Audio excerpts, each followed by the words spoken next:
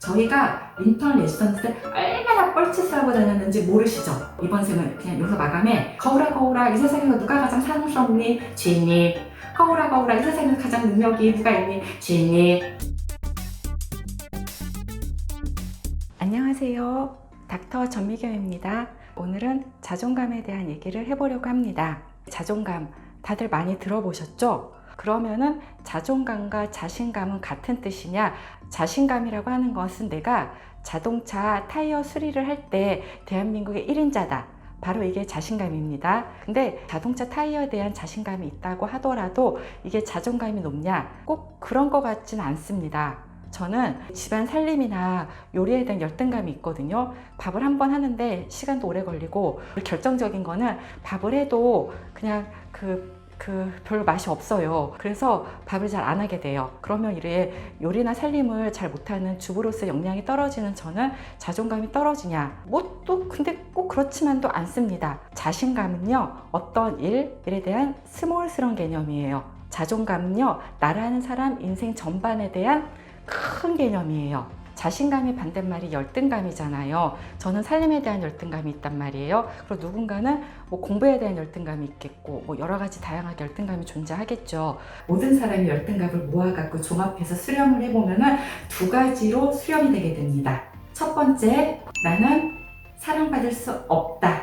두 번째, 나는 무능력하다 입니다. 이 두 가지를 벗어나는 인간의 열등감은 존재하지 않습니다. 그러면 자존감을 가진 사람들은 나는 사랑받을 만한 인간이다.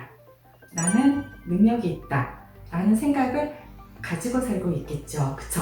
근데 여기서 또 의문이 생겨요. 사랑을 받고 능력이 있으려면 잘나야 되잖아.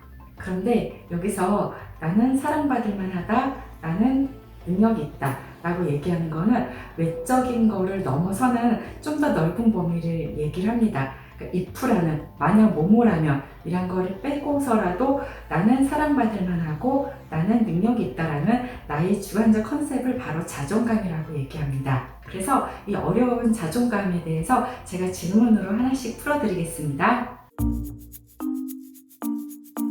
어려서 힘든 가정 환경 때문에 자존감이 낮은 사람도 나중에 커서 자존감이 높을 수 있고요. 반대로 자존감이 높게 큰 사람이 자존감이 낮게 될 수 있습니다. 저는 굉장히 다행이라 생각합니다. 자존감이 만약 선천적으로 타고난 게 그대로 평생 간다면 우리가 자존감에 대해서 알 필요도 없고 자존감을 위해서 노력할 필요도 없잖아요. 다행히 변화할 수 있다는 면에서 저는 희망을 갖고요. 참고로 말씀드리면 저도 굉장히 내성적인 사람이고 불안도가 높은 사람이에요. 여기 지금 구독자분들 중에 같이 학교를 다닌 친구들 다 있단 말이에요. 그래서 제가 유튜브 하고 이러는 거에 대해서 되게 놀라기도 해요. 학교 다닐 때 되게 존재감 없이 이렇게 쑤셔박혀 있는, 저런 애 있는지 모르는 그런 되게 내성적인 사람이었거든요.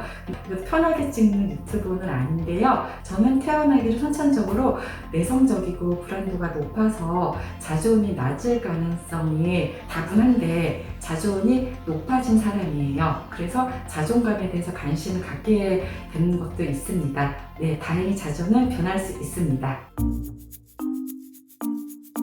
만약에 내가 다시 태어난다면 또 나로 태어나겠느냐? 라는 질문에 자신있게 손드시는 분은 자존감이 높은 분들이시고요. 다시 태어나게 되면 정말 나는 지금의 내가 아닌 다른 모습을 태어나고 싶어. 혹은 나는 그냥 나무나 돌멩이 이런 거로 태어나게 해줘 제발. 이런 분들은 자존이 낮으신 거죠.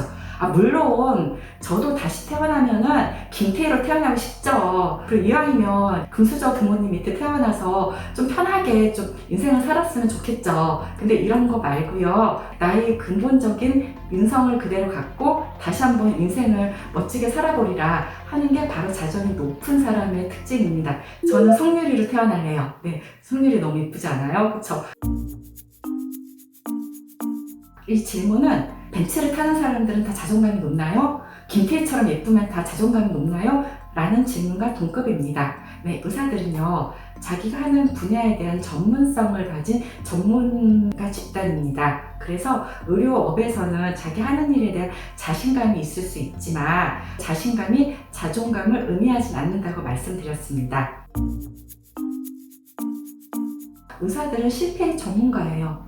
저희가 인턴 레지던트들 얼마나 뻘짓을 하고 다녔는지 모르시죠? 제가 한 뻘짓에 대해서 그때 저에게 진료를 받은 환자분들한테 지금 이 자리를 빌어서 제가 사죄의 말씀을 좀 드릴게요. 저희는 수많은 실패를 겪은 사람들입니다. 레지던트 때 했던 환자를 보는 과정, 아카데미 스케줄, 이 모든 것이 다 실패하기 위한 과정이었고요. 그거를 겪어가면서 한 사람의 전문인으로 태어났습니다. 실패를 겪는 게 중요한 게 아니고요. 겪으면서 오토기처럼 이겨나는 근성, 그것이 바로 중요한 자존감의 한 요소입니다. 질문 몇 개 해드렸고요. 자존감에 대한 잘못된 오해 몇 가지 좀 살펴보도록 하겠습니다.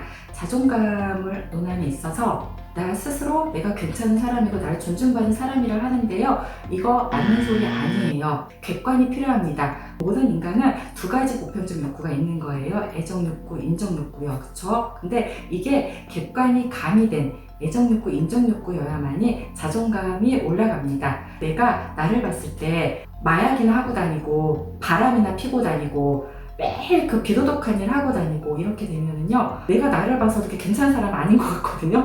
하늘에 우러러 한 점 부끄러움이 없을 정도까지는 아니지만 그래도 남한테 민폐를 안 끼치고 살아야지만 내 스스로 괜찮은 사람이라는 자기 개념을 탑재할 수 있고요. 객관 속의 주관이라고 표현할 것 같아요. 이게 필요합니다.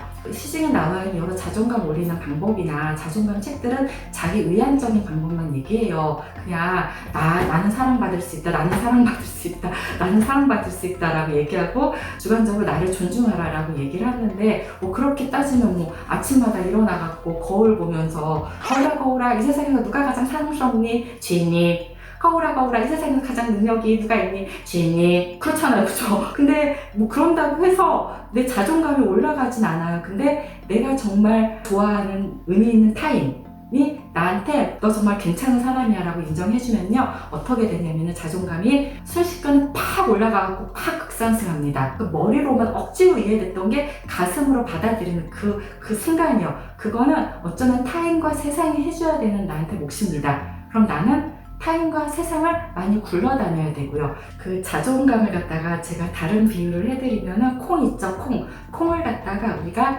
땅에다가 심을게요. 어떻게 해요? 물을 정성껏 줘야죠. 그리고 토지에 거름도 좀 있어야 돼, 영양분도. 또 뭐가 필요해요? 햇빛도 필요하단 말이에요. 이 콩은 나의 자존의 씨앗이에요. 그리고 물을 주는 사람은 나의 의미 있는 타인이에요. 그리고 햇빛과 땅의 토질과 뭐 이런 거는 이 세상을 살아가면서 우리가 꼭 필요한, 또 만나야 되는 그런 거란 말이에요. 그래서 자존의 존재는 객관도 필요하고 타인도 필요하고 세상도 필요합니다. 오로지 주관적으로 나 잘났어, 나 사랑하소, 그게 자존을 높여주진 않습니다. 여기서 가장 중요한 건 근데 뭘까요? 바로 그 콩알이 마음이죠. 콩알이 깨어나고자 하는 그 마음이 있어야지만 싹을 틔우고 열매를 맺을 수 있단 말이에요. 자존의 부름에 응답할 준비가 되어 있습니까? 자존감 있게 살 마음이 있으신가요? 응답하세요. 자존의 부름에. 네, 오늘은 자존감에 대한 전반적인 내용을 살펴봤습니다. 별로 재밌는 내용은 아니었는데요. 그래도 자존감은 인간이라면 누구나 한 번쯤은 고민을 하고 사는 가치 같아서 제가 자존감에 대한 썰을 한번 풀어봤습니다. 다음 시간에는 또 다른 좋은 영상으로 찾아뵙겠습니다. 안녕히 계세요. 구독과 좋아요, 알람 설정까지 부탁드릴게요.